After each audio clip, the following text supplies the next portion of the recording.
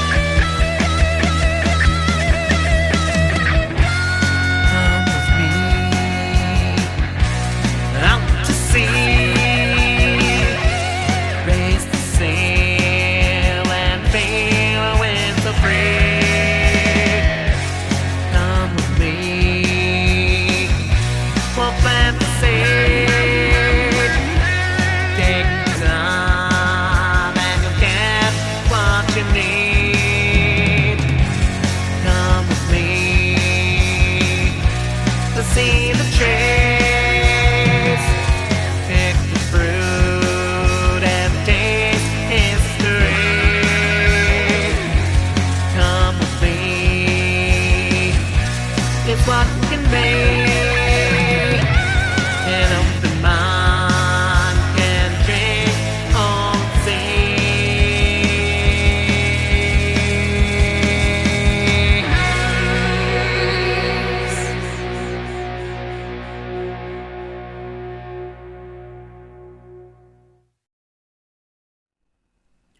You're listening to the Alchemical Tech Revolution, and I am your host, Wayne McRoy. Good evening, everyone. Tonight, we're going to look at a little bit of something called the Hermetic Arcanum. And this is a collection of writings that was put together, some of them dating back to 1623. One of the most well-read and well-known of the alchemical tracts of the Rosicrucian Society. This was known as the Hermetic Arcanum, written in 1623 originally in Latin, and this was painstakingly translated by W. Wynne Westcott in 1893, with additional notes from some anonymous hermeticists who wanted to get their 2 cents in this as well, and they used the pen name Sapere Aude, which means dare to know. So we're going to read from this tonight, and this explores a lot of basic alchemical concepts and lays down some of the foundations of the Rosicrucian philosophy. And not just the Rosicrucian philosophy, the Hermetic philosophies in general. And this is some of the earliest works we could get from that group that came to be known as the Rosicrucians about the things that they teach. This is largely considered by many that study these topics. The Rosicrucians are largely considered to be one of the streams which carries forward this alchemical knowledge. So we're going to look at this. We're going to read into this book, and this is the first volume, I guess, of a number of volumes that Westcott decided to put to paper and translate, and he did an excellent job getting this information out there. The only thing is, a lot of it is in somewhat coded language if you're not familiar with some of the key precepts of the alchemical concepts that are conveyed here. So a lot of it is going to be kind of cryptic. But I think if you've been listening to this program for some length of time, you'll probably have a much better idea of what's being touched upon than any, person out there that has never been exposed to this kind of stuff. So I think you'll pick up what the author is putting down along with this as we go through. So we're going to read a little bit of we'll read the preface, and we'll get into the first part here. I'm not sure how far we're going to get on this tonight, But it's just to lay down some of the key foundations to what's taught, especially by the Rosicrucians, within some of these secret schools. And it'll lay down some of the Hermetic principles that are commonly accepted, and it'll lay down some of the alchemical thoughts that have been brought forward and some of the precepts by which it goes. So, without further ado, we'll go ahead and get into it here. Preface to the Arcanum. The Arcanum Hermeticum has been chosen for the first volume of the Collectanea Hermetica because since its first publication in 1623 in the Latin language, no alchemic tract has been more widely read, and no other has been so often reprinted, alike in Latin, German, French, and English. The author, Jean d'Espagnet, was sometime president of the Parliament of Bordeaux. He flourished from 1600 to 1630 and obtained a great reputation as a Hermetic philosopher and alchemist. Two of his alchemic works are alone extant: Enchiridion Physi Restitute and Arcanum Philosophiae Hermetica. Of these, the former treats of those theories of chemical constitution upon which the possibility of transmutation of metals depends, and the latter of the practice of alchemy. The Arcanum was first published in 1623 in France. 5 subsequent French editions in the original Latin are known, and an edition in the French tongue was printed in 1651 from the translation of Jean Bauchon. Several editions were also published at Geneva, Kiel, Lubeck, Tübingen, and Leipzig. The works of Espagnet are also included in Monget's Bibliotheca Chemica Curiosa and in the Bibliotheca Chemica of Albanius. Jean d'Espagnet followed the usual Rosicrucian custom of using a motto instead of his name when publishing Hermetic books. The Hermetic Arcanum is signed Penes nos unda tagi. He also at times added the motto Spes mea in agno est. These mottos are anagrams. Each contains the letters of Espagnet, and the two taken together contain also the letters of Dias, IHVH, with the shin interposed, omnia in nos, but there are 2 letters over A and S. The French biographer says, in error, that only one letter, an E, his initial, remains over. Espagnet was not only an alchemist, but a mystic as well.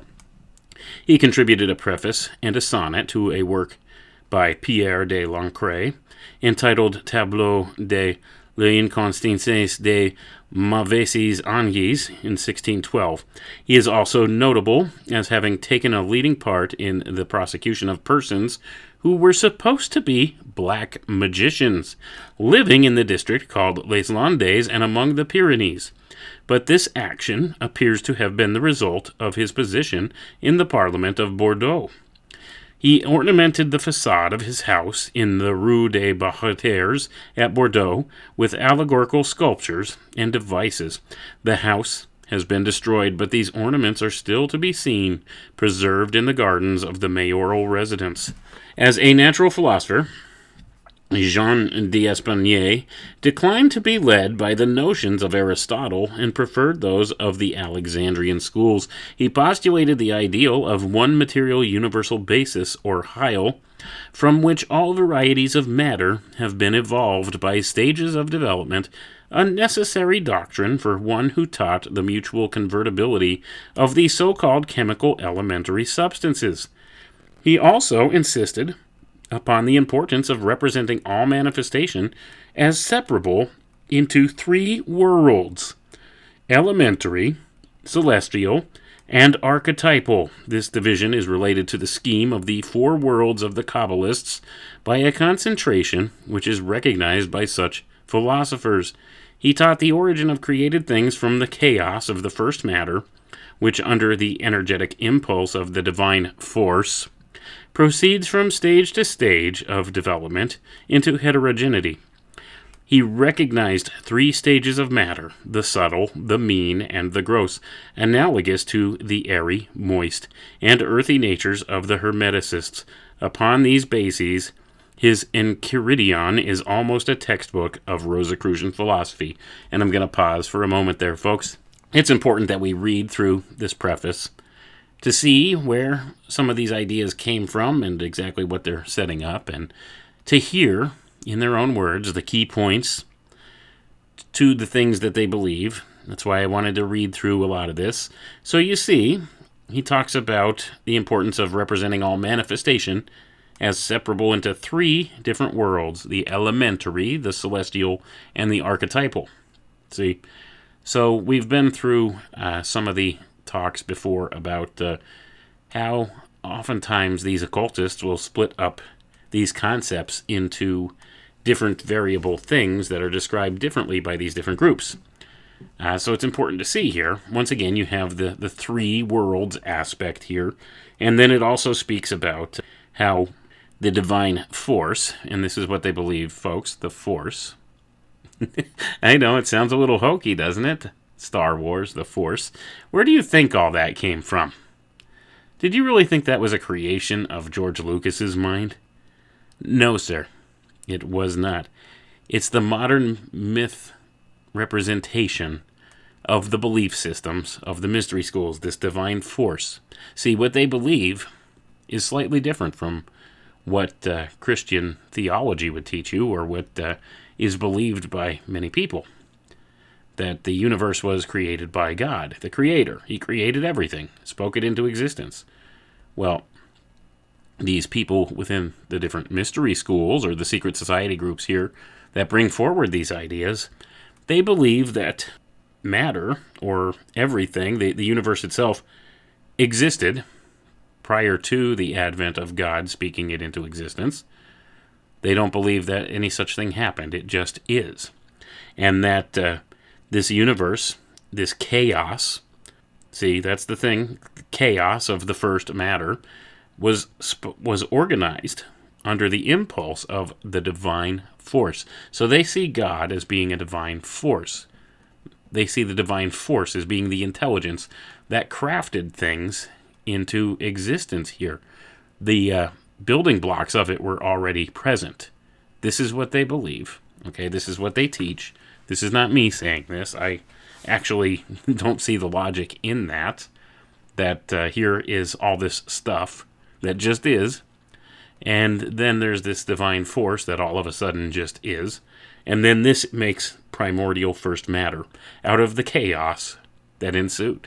At any rate, this is one of the things they teach, and this is some of the foundations upon which they teach much of their philosophy. But let's continue reading here, and we'll get a little further along, and it's going to touch on some more cryptic or archaic points here that you may have a little better understanding of after going through, a lot of listening to these types of programs.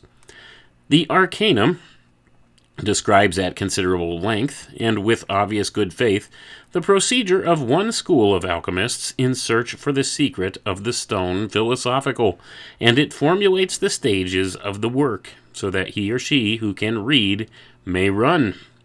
Yet, it must be confessed that he has well succeeded in reveiling as well as revealing the secret of what was meant by the prima materia and the real nature alike of the sulfur, the salt, and the mercury.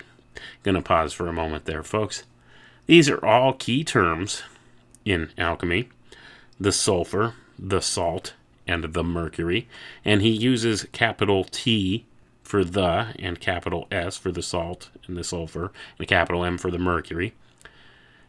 So these are important ideas, and these are talking about something other than what your common man would think of as sulfur, salt, or mercury. These are philosophical elements being discussed here, and they could vary from alchemical procedure to alchemical procedure as to what they represent. See, it's a symbol put in place of a secret recipe of sorts. So the sulfur will represent something else when they're talking about the sulfur in an alchemical work. It doesn't represent sulfur, okay? It represents something completely different than what you're thinking as far as the chemical constituents of things. That's not what it's talking about at all. It's a substitute word. Let's put it that way. These are all substitute words. And all these alchemical processes, they have these 3 different components that must be applied at just the right time, but they're not all the same thing in every alchemical work. See, they use the same term, the sulfur, the salt, and the mercury, but each one of those components in each individual alchemical process can represent different things within that process. See, and this is how people got confused. It's a secret language of sorts that the alchemists crafted here, and they disguised what they were doing with this. So even when they're talking about the prima materia, what are they talking about? They're talking about this first matter. And what is this first matter? Well, it's the chaos that they spoke of here earlier, but it goes beyond that. Okay, and this is one of the core constituents to the alchemical process. It talks about the stone philosophical, otherwise known as the philosopher's stone, the secrets of that, the secrets of transmutation, and this is the kind of thing that this lays the groundwork for. But in order to better understand it, first you need to get past the code words, and that's what I'm trying to break down here tonight, give you a little bit of a base level teaching on the alchemical processes. So when you hear the sulfur, the salt, or the mercury being discussed in any particular alchemical process, it's not necessarily talking about the same thing in each and every process. These components change, varying upon what the process is, what's being produced. So this could be also applied to different facets of the nature of, what should we say, the kingdoms of the world as classified here, because they classify, there's the mineral kingdom, the plant kingdom, the animal kingdom, and the human kingdom. So each one of these applications of sulfur, salt, and mercury could vary based upon those different kingdoms they're being applied to, what they are, what they represent, what the outcomes will be. And there's also many other factors that go into it. And timing is everything in alchemy. That's why you see such importance put on the astrological side of things, the position of the moon, position of the stars, the season that we're in. There's so many aspects that go into this. And some of these processes are practical to some degree or another. That's why it's good, if you're first trying to be introduced to alchemy, is look at the branch of alchemy called spagyrics. That's the alchemy of the plant kingdom. This would be taking herbs and different plant-based materials, vegetation and such, and making tinctures and stuff out of it. See, homeopathy has its roots in alchemy. So see, many of these things fall back on that idea. And this demonstrates how the process works in a pretty good regard for anybody, because the process works very similarly across all the different kingdoms. And then there's also the greater alchemy, the spiritual alchemy, which is totally different from what you've been taught. So there's so many different aspects to it, and we're going to just touch on some of the key points. But this is a topic that takes a whole lot of study to get a true understanding of. But the whole key here is to understand at first, when you're hearing these words mentioned, it sounds like a whole lot of nonsense. It gets confusing and convoluted. And at times, you could get lost because they use these different kinds of terms, and it sounds like, okay, well, this sounds like a bunch of mad scientists in a lab somewhere mixing chemicals together and, claiming they get these results. That's not it at all. Not at all. So when you understand that and get past the coded language, then you could break down what's being really said here. But let's read on. I don't want to belabor that point too long.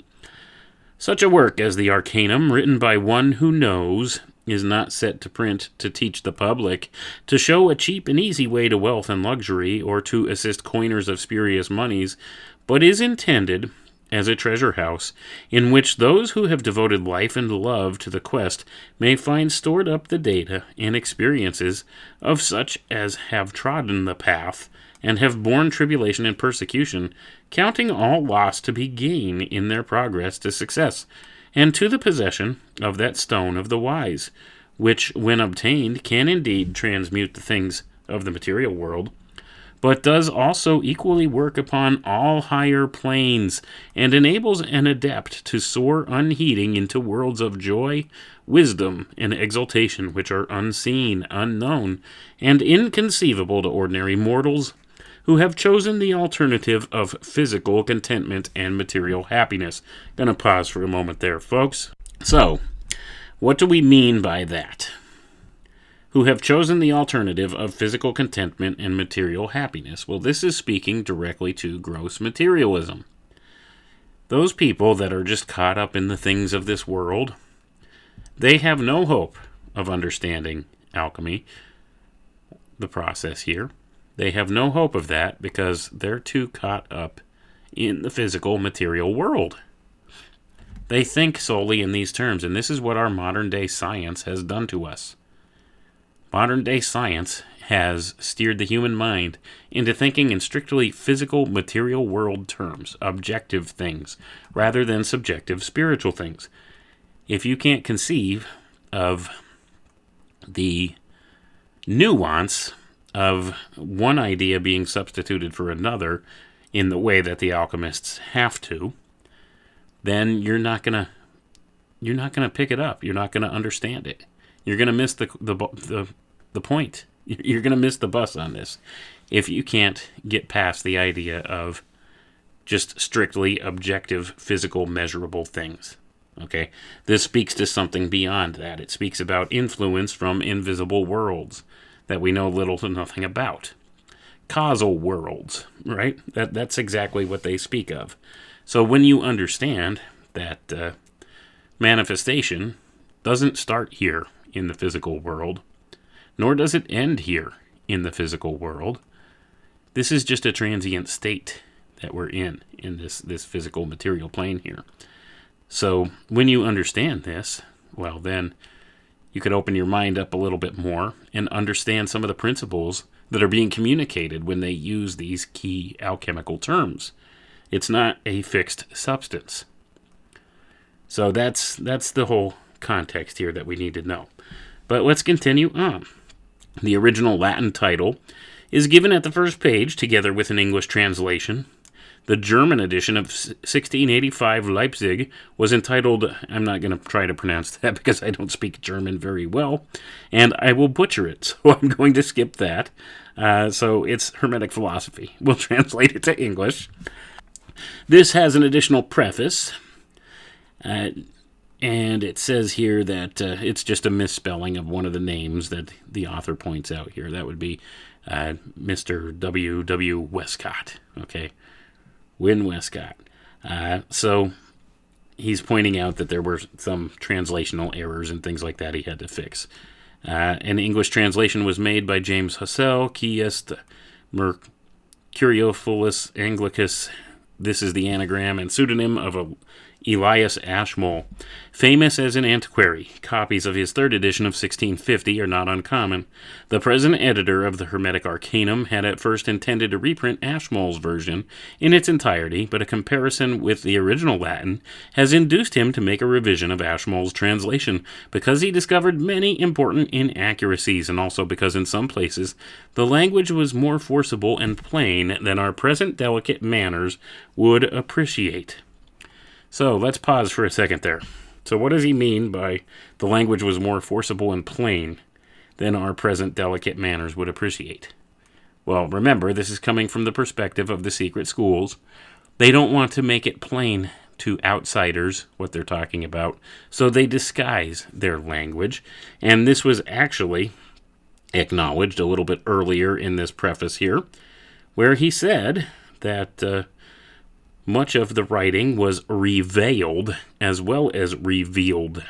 So it's talking about putting a facade that people can't understand on the face of it to disguise the true nature of the ideas. So they're very careful about what they put to paper within these secret orders and brotherhoods. So with that being said, they're very careful the language they choose, especially in written form. That's why it's so difficult sometimes to navigate through a lot of this stuff. because it's never completely explained plainly for you. And it says here, Ashmole's interpretation, or his translation, explained things a little bit too plainly for the likings of Westcott here. So he altered some of the writings. And it also says that he found some errors in there. And I don't know if they were truly errors or if, Westcott just changed things slightly to fit his personal bias or his personal agenda for. And this is what we have to be mindful of, because this goes on all through the history of these secret brotherhoods. They take some of the older teachings, twist them just a little bit to suit a sort of agenda, a personal agenda or a personal bias. And then other people pick up this work and further do the same thing. So how much of what's come forward today is actually the true beginning intention of what was mentioned? So you have to wonder, what did Ashmole put to paper that Wynne Westcott here thought was maybe a little too revealing, or maybe he didn't agree with, that he thought was in error? What did he exactly, change? We don't know. He doesn't really go into detail about what it is exactly he changed. But now we're at this point where we get this translation of these works, these various works that go back to 1623. And now we have in 1893 a different translation of sorts put to it. So now we're at the mercy of Westcott here. Is he telling us for true and for real what this actually said? What the original translation was? Is it staying true to the spirit of what's there? And this is a problem we've had all through history, and people will argue this even with translations of the Bible. So this is always something you have to keep in mind. Translations of everything, there's always kind of misinterpretations in translation. There's words dropped, there's, slight changes made here and there, and sometimes they're intentional, sometimes they're not. Well, this clearly is intentional of Westcott. He points it out here in the preface. So that's an important thing to keep in mind. So he's made some changes, and he recognizes he's made those changes and acknowledges he made changes. And now, those of us that are reading it today, those of us especially that don't speak other languages, don't speak Latin, don't speak French, don't speak German, and these other languages, that some of these older translations were made in, well, we're at the mercy of this guy telling us what they said. So this is the best we have to work with, so we need to take stuff like this with a grain of salt and understand there was probably something changed in the interim, because you're talking, this is about 270 years of time between these writings now that he translated into more modern English. That's the other thing, too. A lot of the archaic languages, they don't translate exactly in modern English. So you lose a little bit of nuance in the translation as well. And this has been a problem for a lot of different things. There's a lot of words that they had in the Greek that we don't even have words for in the English language, for instance. So it makes it incredibly convoluted at times to try to convey whole ideas in this way when you don't have the words to actually apply to describe them. So this is where we're at. S.A., and that would be Sapir Ade, is responsible for most of the notes. A few are from Sigismund Backstrom, Frater R.R. at AC, and others are from the marginal references of an anonymous adept writing in 1710. And it says here it's signed Sapir Ade, which means dare to know. And that's a pen name of somebody here, of an anonymous Rosicrucian, who did a portion of the introduction here. So let's get into it. Now we're going to learn some of the basics about the Hermetic Arcanum, as they call it. So these would be some of the key tenets that Rosicrucianism teaches about alchemy. And Rosicrucianism is largely considered by those who study the occult sciences today to be probably the main underground stream of alchemical knowledge in the world today.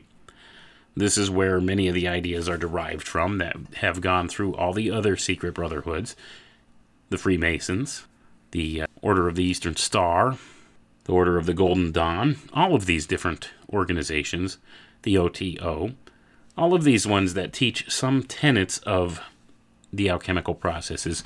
This all came from, primarily, many of these early Rosicrucian writings. The Theosophical Society, all of these different various groups. There's so many of them. They're very numerous, and they all think they have the actual key to everything, to the knowledge of the secrets of the ages. They seem to think that their particular order has it right, and other orders have it wrong. Much like the religions of the world. Many think they have it right, and the others have it wrong. You see a lot of this goes on. It's all part of human nature as well. But let's lay down some of these key points. And like I said, I don't know how far into this we're going to get tonight, because this is quite the lengthy book here, the Hermetic Arcanum. It's very hard to squeeze a lot of these philosophical ideas into one book. But this gives you a pretty good primer on some of the bases on which the Rosicrucian Brotherhood teaches the alchemical processes and teaches some of the secrets, so to say, of the Arcanum here. The beginning of this divine science is the fear of the Lord, and its end is charity and love toward our neighbor. The all-satisfying golden crop is properly devoted to the rearing and endowing of temples and hospices, for whatsoever the Almighty freely bestoweth on us, we should properly offer again to Him. So also countries grievously oppressed may be set free, prisoners unduly held captive may be released, and souls almost starved may be relieved. And that was number one. That was point number one of the foundations that they're teaching here. And I'm going to pause for a moment there. They claim here that whatsoever the Almighty freely bestows on us, we should properly offer again to Him. So it says here, countries that grievously oppress may be set free, prisoners that are held captive be released, souls that are almost starved may be relieved. But you notice the one thing that they never do is share their secret knowledge with the public. Do you see the contradiction right out of the gate here? There's no mention of that. And, I always hear them say things like, don't cast your pearls before swine, and that kind of thing. But that only goes so far. If this is something that's important for human beings to know, right? If this is something that is pertinent to your soul, this kind of information, then it should be freely available to everybody, and it wasn't always that way. Still to this day, it isn't truly that way. Even though most of this is now available in the public domain, you could go out and find these books now on the internet, which wasn't around before. Prior to the age of the internet, you weren't able to find this stuff unless you knew somebody from one of these secret orders. You had access to a Masonic library somewhere, and you knew what you were looking for. Only then would you be able to find something like this. Now this information's out there for anybody who wants it. But see, the problem today is people don't want it. They don't look for it. They don't even know what they don't know. And that's the problem. Because these secret brotherhoods have kept this hidden from mankind for so long that if it's that important, why? Why hold the secrets? Well, because it's about controlling and manipulating people. That's what these secret society groups are all about. Controlling and manipulating people. That's the base of what they stand for. See, it's about greed. It's about pride. It's about, knowing something somebody else doesn't. That's why everything is dependent upon secrecy in these brotherhoods. The secret. What's the point of a secret? To control somebody. So you see, it's been manipulated by these secret society groups. They've taken this knowledge, they've weaponized it against others for purposes of control and power. It's to have power over others. That's why you keep secrets. That's what secrecy is about. To know something somebody else doesn't gives you power over them. You understand? That's the only reason for keeping this kind of stuff secret. If it's so important, it should be public knowledge. And then, if somebody freely wants to seek it, great.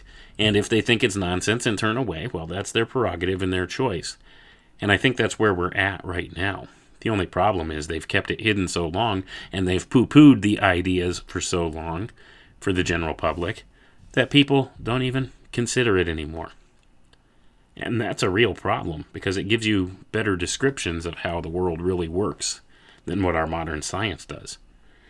But let's get to point number 2 here. Number 2, the light of this knowledge is the gift of God, which by his will he bestoweth upon whom he pleaseth. Let none therefore set himself to the study hereof, until having cleared and purified his heart, he devote himself wholly unto God, and be emptied of all affection and desire unto the impure things of this world. Gonna pause there, folks. So once again, you see a contradiction in the way they do things, in the way they teach. See, they're saying here that God bestows upon whom he pleases this gift of knowledge. And, then it says, well, let none therefore set himself to the study thereof if they haven't purified themselves, if they haven't made themselves empty of all the affections of this world, all the sinful nature of this world. This is where they get the concept of don't cast your pearls before swine. This is where they get the concept of, well, we need to keep this stuff from the unworthy masses, the useless eaters. That's the attitude they have. They don't think you're worthy. And who are they to judge? They think because you don't belong to their brotherhood, you haven't undergone their initiation, you haven't studied the symbols that they have, that you're not worthy to even have access to this knowledge, and therefore you have no right to delve into the study thereof, unless you join their fraternity. You see how this works? But see, that's a contradiction. Again, right there in their own teachings. God bestows upon who he pleases this knowledge, this gift of knowledge. And many people would pursue this knowledge, want to learn more and dig deeper. And they try to do that on their own. And these people, they don't like that. Because you're not one of the in their brotherhood. You didn't go through the initiation route. You didn't take the secret oaths. You didn't swear to uphold your allegiance to the brotherhood and the furtherance of the brotherhood, and not to divulge the secrets. So therefore, you're not worthy, and you shouldn't be doing those things. So they don't like it when outsiders get a hold of their stuff like this and start to divulge some of this information. They don't like it a bit. That being said, I think the importance of the information in and of itself, though, really makes it necessary to give a lot of this information to the public, especially in these times we're living in. We're in the times of revelation, folks. It's the great revealing of things. The veil's being torn away. All this stuff that was done in the dark for the past how many millennia, it's now coming to the light of day. Average people can see now, where they couldn't before. There's a spiritual awakening going on.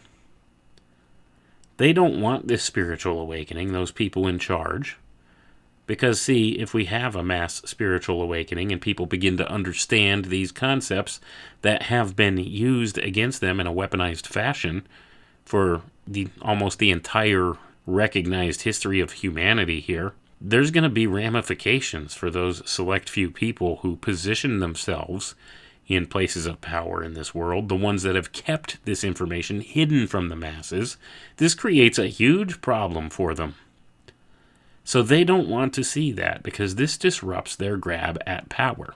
With that being the case, let's continue on here. I don't want to belabor those points for too long, because there's a lot of ground to cover, and I don't know just how far we're going to get tonight. Number 3, the science of producing nature's grand secret is a perfect knowledge of universal nature and of art concerning the realm of metals. The practice thereof is conversant with finding the principles of metals by analysis, and after they have been made much more perfect, to conjoin them otherwise than they have been before, that from thence may result a Catholic medicine, most powerful to perfect imperfect metals, and for restoring sick and decayed bodies of any sort soever. Gonna pause for a moment there. It talks about understanding the realm of metals. So are they speaking about literal metals? To some degree, maybe. Because you see, the alchemy of metalworking is a different branch of alchemy, and it's one that's a much more difficult branch of alchemy to work with than spagyric processes. That's alchemy of plants. But it does have its place in medical circles as far as homeopathy and things like that go. I mean, look at the idea of colloidal silver. I'm sure people who listen to this broadcast are pretty familiar with colloidal silver. Well, silver has a lot of antimicrobial properties, therefore it is used in medical tinctures and things like that, and is an effective treatment of sorts. Is it speaking strictly about that? Not so much. Like I said, a lot of this language is coded or hidden. So when it's talking about the realm of metals here, in one sense, yes, it is talking about metals and the alchemy thereof, but in another context, those metals can be interpreted as something else. It's a substitute word, once again, much like the idea of the salt, the sulfur, and the mercury.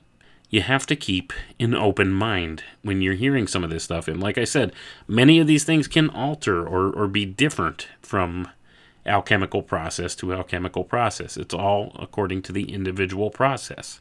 What's meant there? What you substitute in for that word when it's given in the formula. And this speaks directly to the idea of what's called spiritual alchemy as well. When you're speaking of precious metals like gold, transmuting lead into gold, well, that's not literally transmuting lead, like a bar of lead, into a bar of gold. That's talking about a spiritual process. Transmuting the animal man to the spiritual man. Ascending to a higher spiritual state. So it's not always talking about what is plainly written in these processes. And that's the important thing to keep in mind. So when it's talking about metals, maybe it is talking about metals in the certain context of the alchemy of the metals, or maybe it's talking about metals in the context of spiritual alchemy, which takes on a totally different meaning. And these are the things you have to keep in mind when you go through the formulaic process, when you're looking at a lot of these alchemical formulas. And I've seen some of these books, man, and wow, it's like it's extremely difficult to translate or to understand what you're looking at here with many of these things. The way they talk and the way they substitute in different substances or different formula, different meanings for these different words in the alchemical processes, and it's all different. It's very hard to follow along without any formal training in it. But we could pick up a little bit of the context by knowing that some of these key words and terms that they use are meant as a substitute word of sorts, and that it's not truly what it's talking about. And sometimes you could infer from the context of what's being said around in the formula as to what it is that should go in there, and sometimes you can't. It's very difficult to follow this, and this is why many a philosopher has spent their entire life pursuing the pursuit of alchemy, and most have failed in getting there on their own. It's very hard to follow, especially when they don't speak in plain terms. So that's the whole thing. If you could translate it to plain terms and better understand it, then maybe you have a chance. And that's kind of what we're trying to do here. We're trying to come to some common ground here to understand better what's being done with this ancient natural science, this science of alchemy, and what the Rosicrucians brought forward from it. And that's what we're discussing here. Point number 4. Those that hold public honors and offices or be always busied with private and necessary occupations, let them not strive to attain unto the acme of this philosophy, for it requireth the whole man, and being found, it possesseth him. And he being possessed, it debarreth him from all other long and serious employments, for he will esteem other things as strange and of no value unto him. Gonna pause for a second here. So what this is saying is, if you have other passions, if you have another job that's, takes up a lot of your time and attention, if you have an important occupation or something, don't bother looking into this, because this will consume your entire being, trying to figure this stuff out and look into this. So this says you're not worthy, you can't understand. And this is one of the ones that's a misconception, I think, too. This is a misconception that's totally construed and brought about by these secret society groups to further try to discourage people from looking into finding the truth of these matters and how these things operate. Oh, you're not smart enough. You're not good enough. You don't have enough time to devote to it. Don't bother. You see? You're not holy enough. You're not good enough. You're not purified enough. You don't follow our secret teachings. You don't follow our group. You're not one of our members. You don't do the exercises we give you. You don't do what your teacher within the order tells you to do. You don't follow your directions. You don't take the secret oaths. You see how this kind of gets convoluted? I think it's a misnomer. I think people could understand this, at least the basic levels of it, without letting it consume their entire lives. Now, people that want to really, truly, maybe very deeply understand this, yes, it's going to require a lot of time and study, but I don't see discouraging people away from it being helpful. People will be their own judge on this kind of thing. They should still have the material available to them, should they want to pursue looking into it further. And then maybe if they get frustrated on their own and decide, you know what, this isn't worth it, they could walk away from it. But don't go and make that judgment right out of the gate and say, hey, if you have an occupation that's time-consuming and takes up a lot of your time, well, then you don't have the time for this, or you don't have the wherewithal to do this. That's not a fair assessment. I don't think that's a fair assessment. So, I'll disagree with that terminology on this, but that's neither here nor there. Let's get back into the reading. Number 5.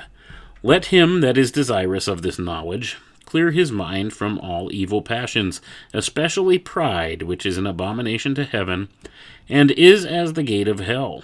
Let him be frequent in prayer, and charitable, have little to do with the world, abstain from company keeping. Enjoy constant tranquility, that the mind may be able to reason more freely in private and be highly lifted up, for unless it be kindled with a beam of divine light, it will not be able to penetrate these hidden mysteries of truth. I'm going to pause for a moment there, folks. So this is where the term hermit comes from. Hermit. It tells you, right here, abstain from company keeping. Be alone as much as you can, so that you're able to reason more freely in private and be highly lifted up.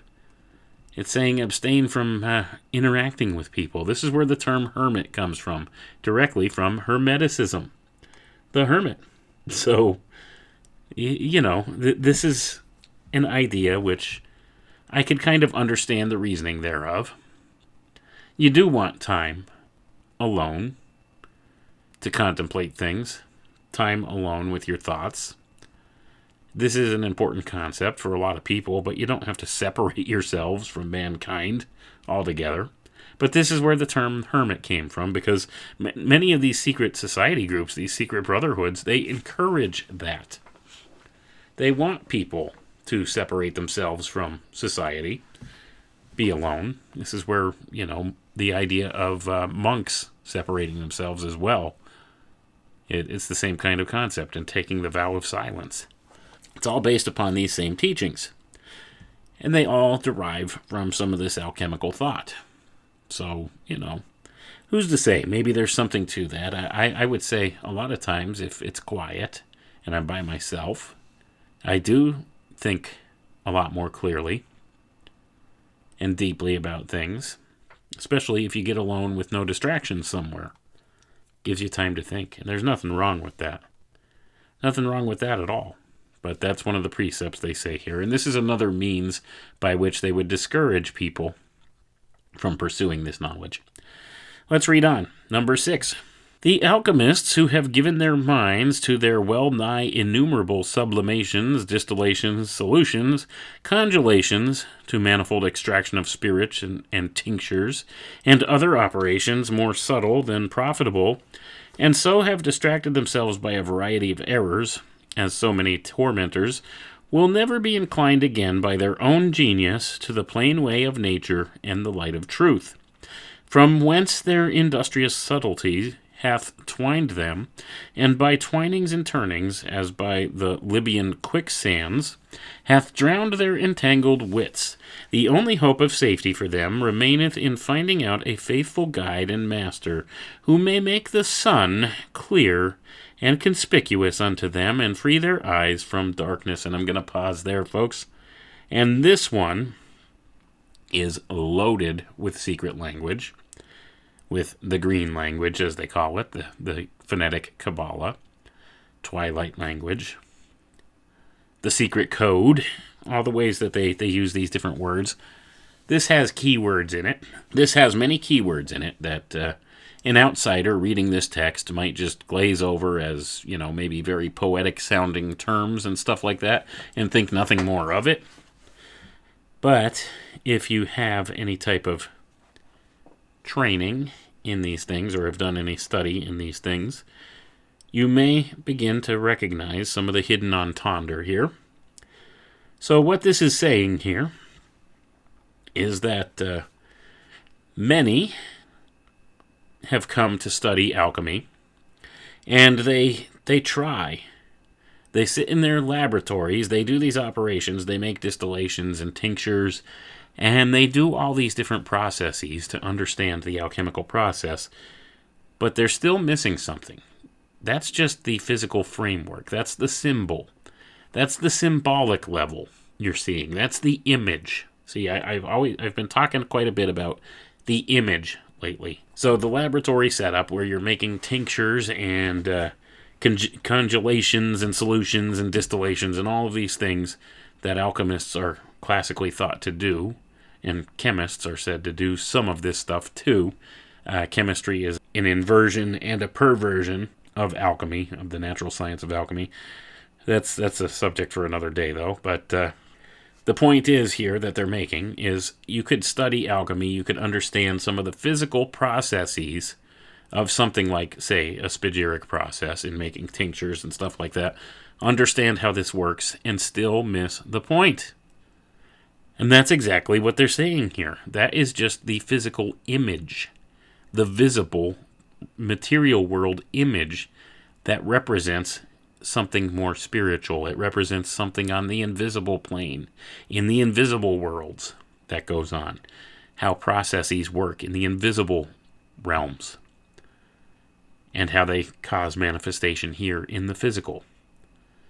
But that's the thing, and a lot of them just get hung up on that, on the base physical level of it. Making tinctures,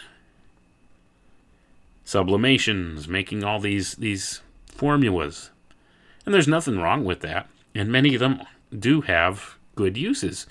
In fact, the whole science of homeopathy is based upon this, the making of tinctures, and how when you reduce it down more and more, that tincture gains more and more potency. The less of the actual physical substance left in the tincture, the more potent the tincture.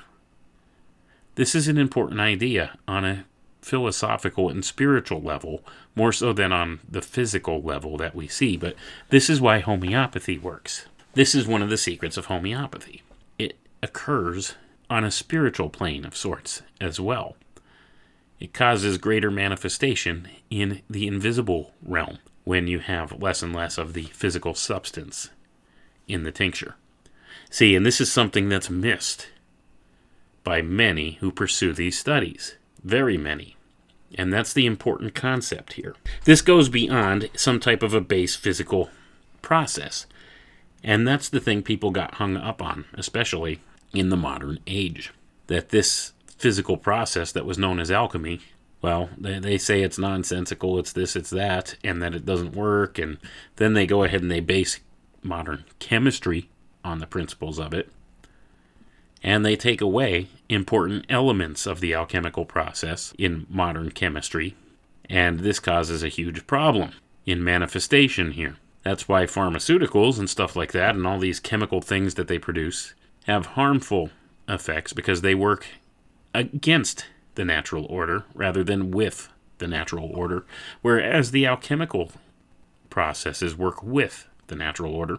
But see, when you take half of the process and use that to produce medicines and things like that, that causes a destructive process in the natural order and goes counter to the natural order, because the whole process needs to be done, not just a portion of the process.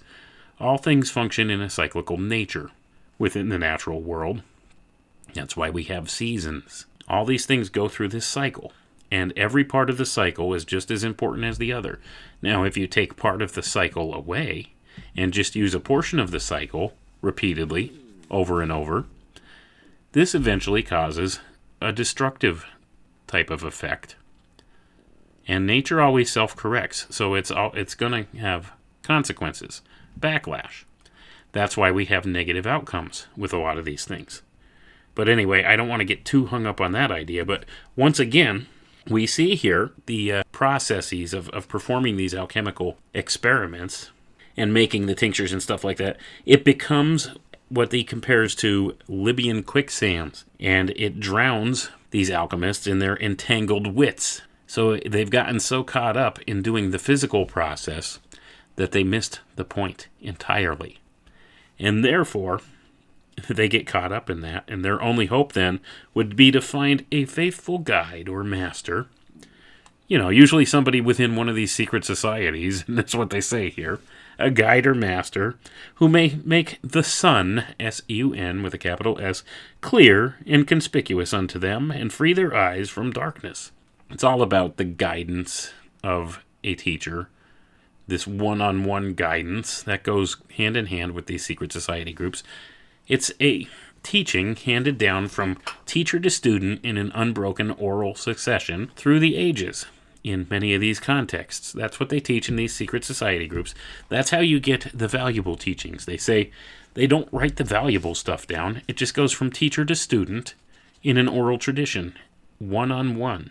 And is this true? Maybe to some degree. Maybe not. Is there value in what's being taught? Maybe. Maybe not. We don't know unless we're part of one of these secret orders, right? And that's the thing. So they claim that the teacher can show the way for you, light the way, give you the guidance you need, and that may be true to a certain degree or another, because there are those that are more experienced in these things that could teach the less experienced about them. That's true to a certain degree, but at another point it becomes more of the same, more of the promotion of the brotherhood at the expense of the individual. And we see this motif has gone on through society. It's about communitarianism, communism, the greater good. That's what all of these secret society groups push. You do it all for the brotherhood. You take these blood oaths to the brotherhood. You keep the secrets in the name of the brotherhood. You dare not tell the outsiders. It's all about the collective, you see. That's the problem with these secret society groups. They've kind of taken this information, kept it to themselves, and done so for the betterment of the collective. And who's the collective? Well, it's those select few people, those royal family bloodlines that, esteem themselves higher than everybody else. The ones that have amassed the power through the years and kept the secrets from the people. The priest kings of this world. They're the ones who are the true beneficiaries of this kind of thing, of this kind of control over the people. So when you do things in the name of the brotherhood or the universal brotherhood, the greater good, it's only usually benefiting those at the top of the power structure, just like any other pyramid scheme, isn't it? Think about that. Think of it in the terms of a pyramid scheme. We've all been victims of this to some degree, where you have an obscure relative pop up out of nowhere. Hey, let me tell you about Safeway or something like that, And they try to get you to buy into this multi-level marketing company or whatever it is. Yeah, we could all make a fortune doing this. Yeah, you see how that always works out, right? Anyway, though, that's exactly how this works. The brotherhood. It's only the people at the top of the brotherhood that are the beneficiaries, that see the true benefits of this. But they have all the lower underlings doing all the dirty work, don't they? Doing all the hard work, the footwork, and, supporting the top. It's the foundation. It's the base supports the top. This is what goes on with this kind of thinking, at any rate, but I don't want to belabor that point. Let's move on. We got a lot more to cover, and there's no way I'm getting through not even probably a quarter of this tonight, but let's continue on. A lot of important ideas here. Number 7. A studious tyro of a quick wit, constant mind, inflamed with the study of philosophy, very skillful in natural philosophy, of a pure heart, complete in manners, mightily devoted to God, though ignorant of practical chemistry, may with confidence enter into the highway of nature and peruse the books of the best philosophers. Let him seek out an ingenious and sedulous companion for himself, and not despair of obtaining his desire. Going to pause for a moment there again. Once again, coded language here, saying if you don't have any understanding of the actual physical chemical processes of this, that's okay. You could still learn by entering through the highway of nature. This means learn from nature. And it says, peruse the books of the best philosophers. Well, what are the books of the best philosophers? This is coded language again. This is telling you, look at nature. Look to nature to understand certain things, how things work. Study the natural world. Seek out an ingenious and sedulous companion for yourself, and not despair of obtaining your desire. So don't despair in obtaining knowledge of this. And it says, seek out somebody who can teach you. So once again, this encourages people, if they do want to pursue some type of knowledge of this, to go to one of these secret society groups, because that's the most likely place where you're going to meet somebody that knows about it. But anyway, let's continue on. Number 8. Let a student of these secrets carefully beware of reading or keeping company with false philosophers, for nothing is more dangerous to a learner of any science than the company of an unskilled or deceitful man, by whom erroneous principles are stamped as true, whereby a simple and credulous mind is seasoned with false doctrine. I'm going to pause there. And that's a loaded statement, because many of these secret society groups more than likely teach you false philosophies, false sciences, and even our modern world that we live in, our university system, our education system, they teach people falsities about science. They're deceitful, unskilled. They teach you false doctrines. We're loaded with false doctrines. We're taught this through our entire lives. We've been indoctrinated with false doctrines through all of our years of schooling and everything else. And I think we all inherently know this or recognize this at this point, that much of everything we've been taught is either a lie or it's inaccurate. So with that being the case, that makes it hard for anybody to find truth, for we do live in the age of deception, folks. It's hard to really pick out the bits of truth from anything because there's so much lie prevalent in everything. Number 9, let a lover of truth make use of few authors, but of the best note and experienced truth. Let him suspect things that are quickly understood, especially in mystical names and secret operations, for truth lies hid in obscurity. For philosophers never write more deceitfully than when plainly, nor ever more truly than when obscurely. And I'm going to pause for a moment there, folks. Make use of few authors. So it says believe very few people. And usually it will be, whichever ones that the secret society group in particular upholds as being a true and accurate one to go by. So they're telling you, read only the works that we tell you. Okay, don't think for yourself. Just go by the authority of the author, and they put author with a capital A here, representing authority. That's where do you think authority comes from? The word authority, author. They're telling you, only use the approved authority. Don't we see this through much of society today in other contexts? Only believe the authority figure. And then it says here, especially for things that you suspect that are quickly understood in mystical names and secret operations. So, it's telling you, when you see something that you think in this coded language, or you think is a symbol for something else, don't try to make your own guess as to what it means or do your own exploration into what it means. Just go to the authority. Ask the authority figure for what it is that is the truth that is hid in that obscurity. And then it goes on to say here, for philosophers never write more deceitfully when plainly, nor ever more truly than when they write obscurely. And a lot of this, I think there might be a kernel of truth to that kind of a statement. But a lot of this equates to the idea that many of the ideas and concepts they try to portray are difficult to explain in plain terms, so they have to use colorful language or obscure type language to describe these things So I think it's necessary to a certain degree, but also to another degree, I would say that, speaking plainly, that's not always deceitful, is it? But they say the philosophers, when they speak plainly, they're lying. That's what's being said here. Here's the thing. This philosopher who wrote this is saying that plainly to us. So isn't that contradictory in and of itself? So this author is saying that the philosophers, this philosopher who wrote this, is saying philosophers, when they speak plainly, they're being deceitful. So he's plainly saying here that when a philosopher says something that sounds very plain, that it's a lie. So, so is he lying or is he telling the truth? So how do you take that?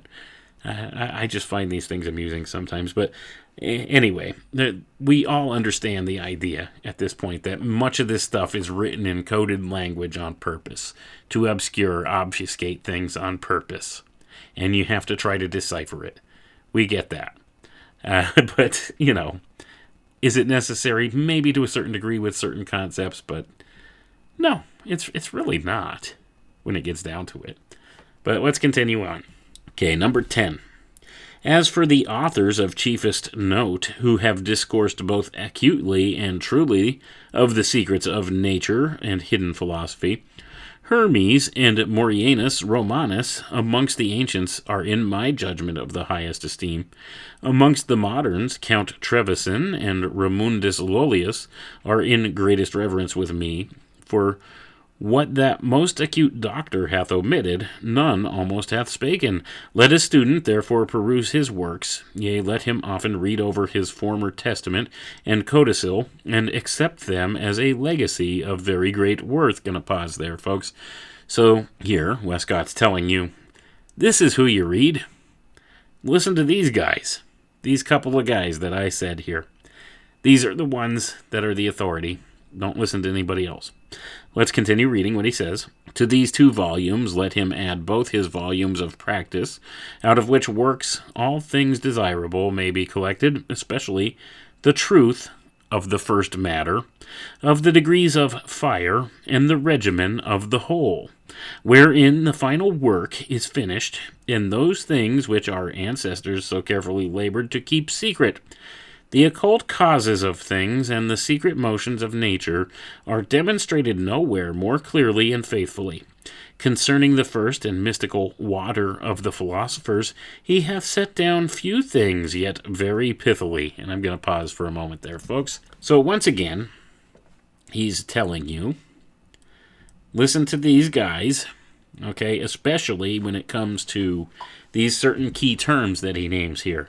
And first matter, the degrees of fire, the regimen of the whole, the final work, and he says here that of these things which their ancestors have carefully labored to keep secret, it's about the occult causes of things he's speaking.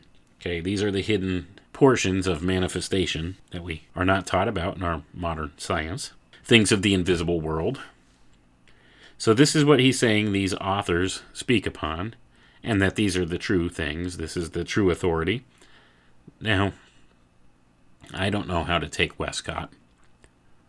See, that's the thing. I mean, he was associated with the Theosophical Society. He was also a highly esteemed Rosicrucian. And, he definitely knew his stuff about hermetics and philosophy and things like that. But I don't know what the guy's motivations were, and I don't know if he had all the correct information. But I take a great deal of value in trying to discern through these things. So I keep an open mind. I read his stuff, and I look at what he recommends, but I won't stop there. See, that's the thing. I think it's important to get varied viewpoints of these different concepts to see if they hold true or not. And if you only get it from one source, well, that's not something that's easily verifiable then, if it only comes from one source. So you want to try and find multiple streams of this alchemical information. See, that's the important thing. When you're trying to hunt down the roots of this stuff, and you're trying to hunt down what's true and what's not true with it, you have to look at all these different portions that they call underground streams of the alchemical teaching that's come forward through the years, through various different means. So you have to track down these currents.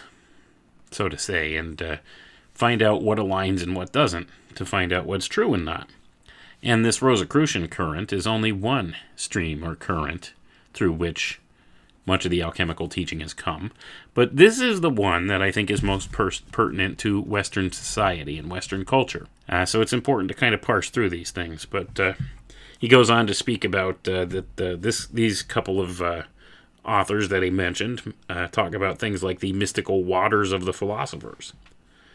They don't talk much about it, but they talk very pithily about it, he says, which means there's a lot of hidden language encoded in that, too. So, you'll need a little bit more understanding to kind of get through something like that. But let's continue on here. Okay, number 11. As for that clear water sought for by many, found by so few, yet obvious and profitable unto all, which is the basis of the philosopher's work, a noble Pole, not more famous for his learning than subtlety of wit, who wrote anonymously, but whose name notwithstanding a double anagram hath betrayed, hath in his Novum Lumen Chemicum Parabola and Enigma, as also in his tract on sulphur, spoken largely and freely enough, yea, he hath expressed all things concerning it so plainly, that nothing can be more satisfactory to him that desireth knowledge. So I'm going to pause there, folks. So he's going on, he's expounding about this guy that wrote about the waters of the philosophers. I forget what his name was up there. He's claiming that the information he put down in there is expressed pretty plainly. But, see, he went on and contradicted himself now, didn't he? Because in the last portion there, under the last number heading, he said that he wrote very few things about it, but very pithily. And now he's saying he spoke plainly about it. So if you want an understanding of that, you need to read his writings. So, what do you do in this regard? I would say, try and find this writing to expound upon that. But let's continue on. Number 12. Philosophers do usually express themselves more pithily in types of enigmatical figures, as by a mute kind of speech, than by words. See, for example, Senior's table, the allegorical pictures of Rosarius, the pictures of Abraham Judius in Flamel, and the drawings of Flamel himself. Of the later sort, the rare emblems of the most learned Michael Marius, wherein the mysteries of the ancients are so fully opened, and as new perspectives, they present antiquated truth, and though designed remote from our age, yet are near unto our eyes, and are perfectly to be perceived by us. So I'm going to pause there, folks. So he says here, oftentimes, many of these ideas are conveyed in either symbolic language, or sometimes they're communicated through art. And this is a hugely important idea. Art. Many alchemical ideas and concepts are conveyed through art. Statues, paintings, all of these different ideas, drawings, woodcuts. So many of these profound ideas are encapsulated in the symbolism of these works of art. So this is why things like the cathedrals are so important. This is why, he talks about guys like Flamel. The works of Flamel, the drawings of Flamel. Because oftentimes, these different forms of art become another current of that underground stream of knowledge, of alchemical thought. It's the conveyance, it's the vehicle through which the alchemical ideas travel through time forward for people to pick up upon. This is, by and large, what the cathedrals were all about. The Gothic cathedrals. It was a conveyance of the alchemical stream, the underground stream, the current through which alchemical thought was transmitted. All hidden away in symbolism, in the art of the building. See, the builders, you don't think the builders would use a building to convey their message? That's why the cathedrals are so important. That's also why the cathedrals are being burned to the ground today in the modern era. They're being destroyed. The statues are being taken away, broken up. The artwork's being destroyed. In some cases, like the Notre Dame Cathedral, The buildings are catching on fire, and much of the damage is irreplaceable. So much knowledge lost just by doing so. So the importance of art, this is a huge thing, and this is part of what it means to be human. These are the missing piece in much of this. It's the tool, the conveyance through which concepts, ideas, truths, natural truths are conveyed. This alchemical stream, this current, this underground current. All the great eras of art have had some semblance of natural science or alchemy conveyed through that medium, through whatever medium is there. Look at the great artwork throughout history. The beautiful artwork. And, you go back far enough, it was all about the piece itself rather than the artist. Things changed come the Renaissance ideas, when things got more firmly entrenched into the material paradigm here. Before that, it was the artwork that was important. It wasn't the artist. You didn't want to take credit for it. The art stood on its own. It conveyed a beautiful message, an archetypal message. That's one of the hidden streams here, and I think we're going to just close up on that idea here tonight. We didn't get very far into this work, but I don't think a more profound idea could be touched upon there that we could leave off with such a profound idea. Exploring the idea of art. It's a huge thing. Looking at sculpture, statue, paintings. Look at all the messages that are hidden in symbolic language in the arts. And that's why things, like I said, like the Gothic cathedrals were so important and are so important today. Why do you think the intelligence communities and the secret society groups that fund the intelligence communities had actually proffered the idea and funded the idea of making all this horrible modern art? You get some idiot to splash some paint on a canvas and not put any thought into it and make it out to be some, profound, beautiful painting or whatever, and, set this thing up as being art, being, the beautiful art of the day, when it's garbage compared to classical art. Why do you think people like Maria Abramovich are so highlighted by the elites of this world? If you're not sure who she is, go look up the whole John Podesta thing, folks. Spirit cooking. Some very disgusting ideas that go along with that, and they call it art. It's a perversion. It's an inversion of this alchemical stream. You see, they've even tried to hijack that. That's why they want to destroy the true arts. Why do you think the British Museum goes and, confiscates all the artwork from everywhere? So they've tried to take the idea of the arts. They're trying to craft a new type of material paradigm through the use of art in this way. And they've funded this modern art movement, and they've funded all of these hideous, things that they call art, like the whole spirit cooking gig that Abramovich did and does, and all the disgusting things that go along with that.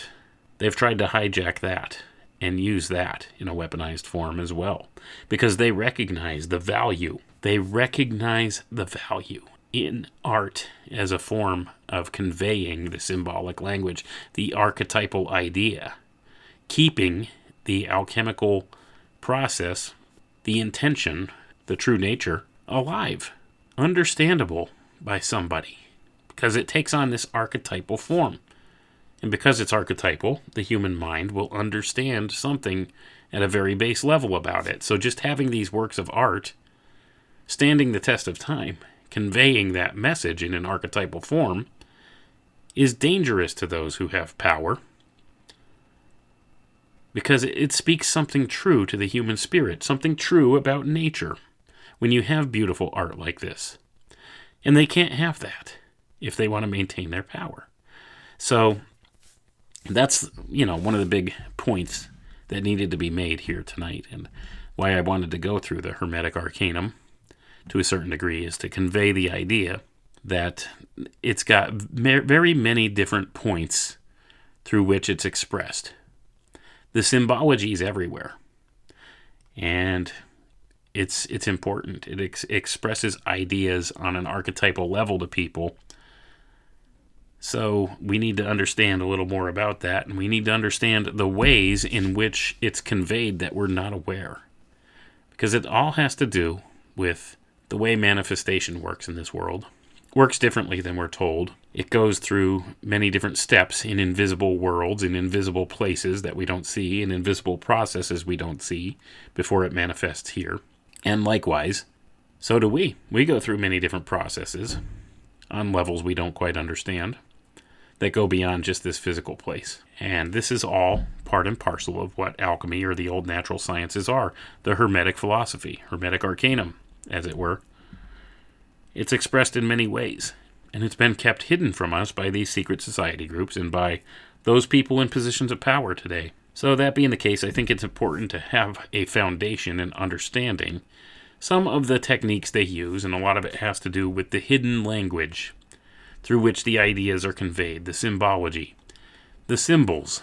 And it's not always just words. Sometimes they use words that convey a symbol to you, and sometimes they use art that conveys much, much more than just words can. A picture is worth 1,000 words, right? Have we all heard that before? It's absolutely true.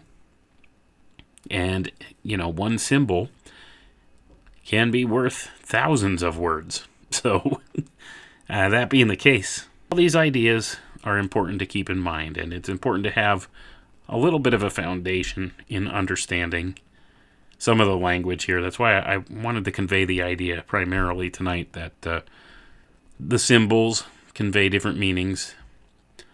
There's a lot of nuance in them, and not only that, sometimes the plain meaning is not the meaning you're supposed to pick up on, and sometimes they use code words that could mean different things in different contexts, such as in the alchemical processes when they say sulfur, salt, mercury. That's not what they're talking about. It's a substitute word. See, it's all part of a process that they have. There's different steps in the process, and sometimes they'll substitute in a certain, how should we say, ingredient or a certain substance or factor into that they call something else, just to keep people off the path. So they'll say the sulfur. Well, they're not really talking about literal sulfur. They're talking about something else that could be represented by the symbol of sulfur in this formula, because they have definite formulas that they've put together that work, where you could substitute different things in different spots according to different timings for different processes to make them work. And a lot of it has to do with this three worlds idea that was touched upon in the beginning here. Salt, sulfur, and mercury. What do you think that has to do with? It's talking about a different level.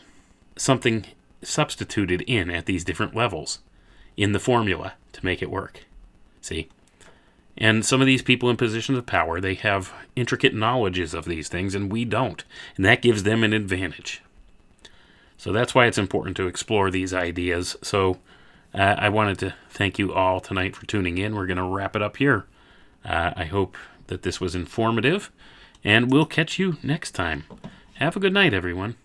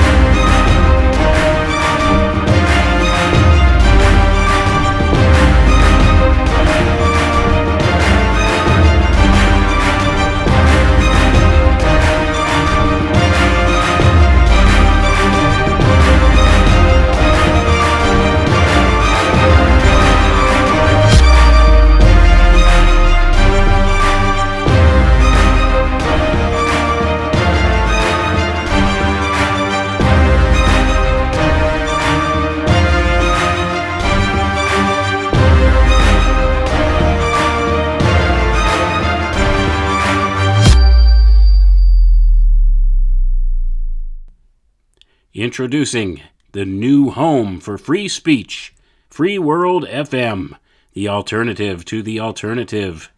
Keep on talking in the free world. That's freeworld.fm. Coming soon.